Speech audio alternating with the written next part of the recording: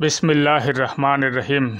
Online shopping mall এর ব্যবসা শুরু করতে হলে প্রথমেই আপনার মনটা স্থির করতে হবে যে আপনি অনলাইন শপিং মল এর ব্যবসাটা শুরু করতে চাচ্ছেন।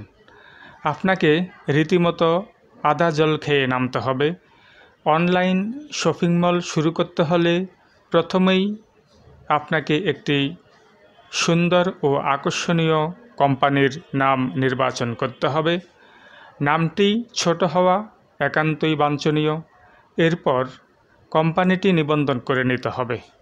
প্রশ্ন হলো, কোম্পানিটি কোথায় নিবন্ধন করাবেন? সাধারণ অবস্থায় বাংলাদেশে 3 ধরনের কোম্পানি নিবন্ধন করা যায়। 1 নম্বরে যদি মালিক একজন হয় তাহলে প্রপ্রাইটরশিপ কোম্পানি, আর মালিক যদি একাধিক হয় তাহলে পার্টনারশিপ ফার্ম অথবা প্রাইভেট লিমিটেড কোম্পানি, এই দুটির যে কোনো একটি নিবন্ধন করাতে হবে।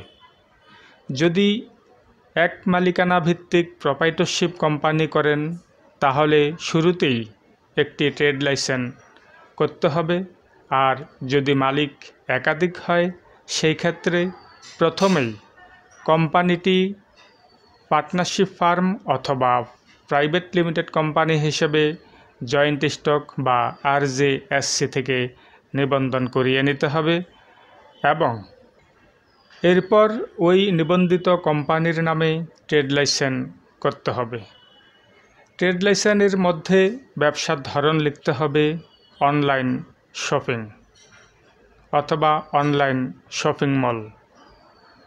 আমি আবারও একটা বিষয় পরিষ্কার করছি, তা হলো যদি মালিক একজন হয় তাহলে শুরুতেই একটি ট্রেড লাইসেন্স করতে হবে, আর যদি মালিক একের অধিক হয় সেই ক্ষেত্রে ট্রেড লাইসেন্স করার পূর্বে জয়েন্ট স্টক বা RJSC থেকে প্রাইভেট লিমিটেড কোম্পানি অথবা পার্টনারশিপ ফার্ম, এই দুটির যে কোনো একটি নিবন্ধন করে নিতে হবে এবং এরপর নিবন্ধিত পার্টনারশিপ ফার্ম অথবা প্রাইভেট লিমিটেড কোম্পানির নামে একটি ট্রেড লাইসেন্স করে নিতে হবে।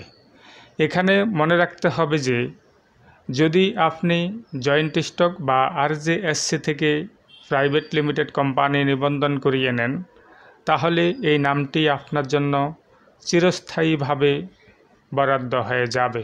অন্য কেউ একই নাম ব্যবহার করে নতুনভাবে আরেকটি পার্টনারশিপ ফার্ম বা প্রাইভেট লিমিটেড কোম্পানি এর কোনোটি নিবন্ধন করাতে পারবে না।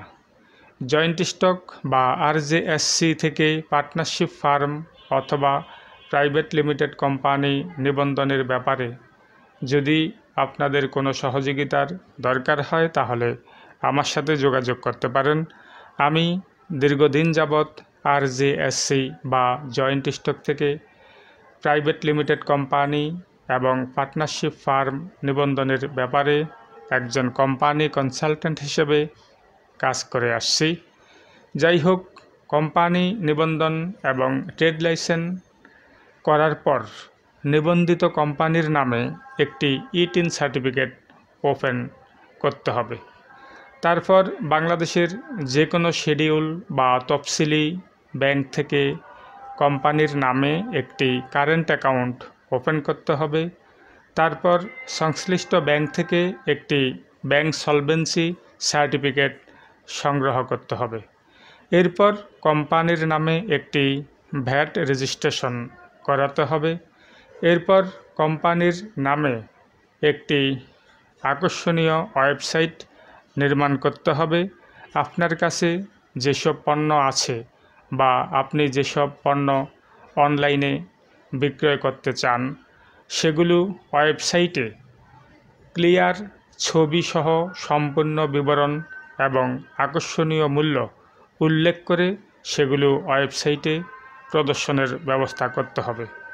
পণ্যের গুণগত মান অবশ্যই উৎকৃষ্ট হতে হবে। অনলাইনে ইউনিক পণ্যের চাহিদা সবসময় বেশি থাকে, তাই এমন পণ্য বেশি বেশি সংযোজন করবেন যেগুলো সচরাচর আমাদের দেশে বা আমাদের লোকাল মার্কেটে খুব একটা পাওয়া যায় না।